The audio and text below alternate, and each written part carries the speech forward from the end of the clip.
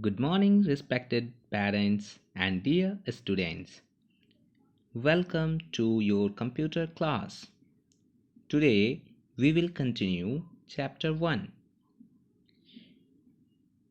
which is communication skill. In this video, we will discuss questions and answer of Chapter 1. First question is, list the main components of communication process. The main components or elements of communication process are sender, message, encoding, communication, channel, receiver, decoding, and feedback. These are the main components of communication. Next question is, who is responsible for the encoding of the message? Encoding of the message is done by the sender before sending it to the receivers. Next question, who is responsible for decoding the message? Decoding of message is done by the receiver after receiving the message. Next question is, list 3 scenarios of technology based communication. 3 scenarios of technology communication are conversation over telephone, online chat, and video conferencing. Next question is, what do you mean by the channel of communication? Give some example.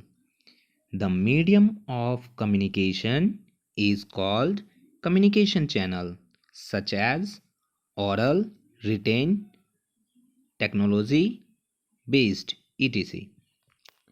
Next exercise 2.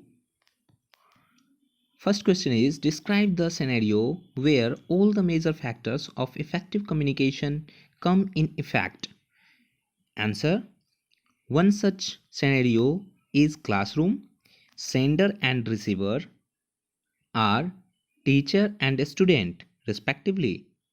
The mutually accepted communication code is the discipline in the classroom, wherein students will pay attention to what teacher is explaining. Teachers encodes the message in simplifying the concept to be taught with her explanation. Students receive the message and with their attentive mind try to understand and the explanation given by the teachers. Then teacher inquired where they understood the concept or not by asking questions. This is feedback. Next question is, list any 4 most important characteristics of effective communication. Answer: communication should be clear in content and purpose.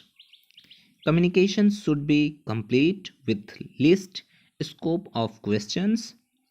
Communication should be based on right facts and should not be vague.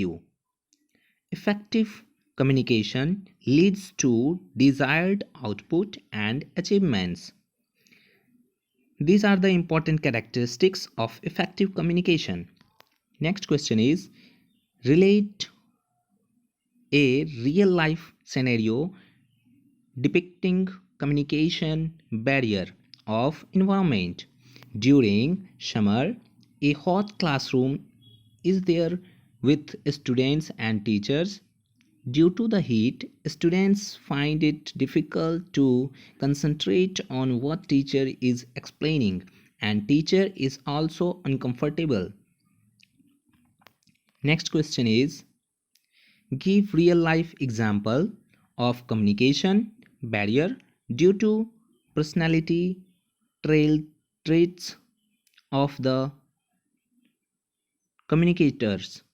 Answer is, a person who is not well conversant in English is trying to send an item to a customer who understands English only.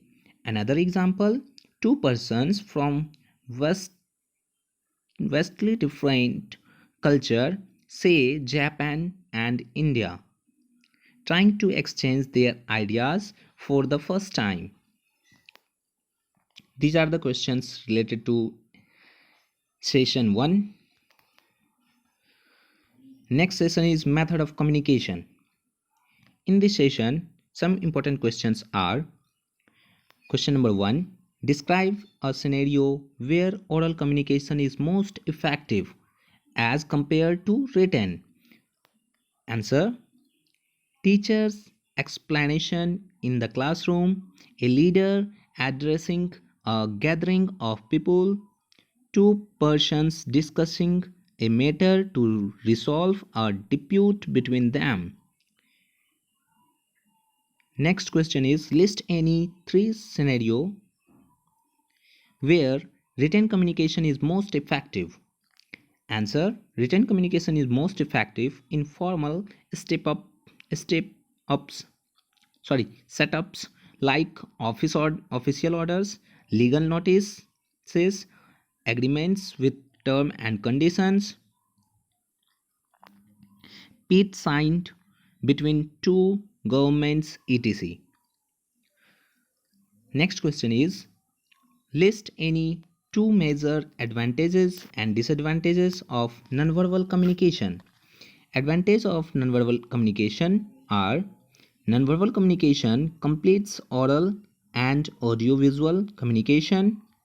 It substitutes for a verbal communication like speaking with people's eye contact and tone. Disadvantages of nonverbal communication are: sometimes nonverbal communication becomes vague and send wrong signal to the receiver, and you cannot stop nonverbal communication easily. Next question is, list any 3 major advantages and disadvantages of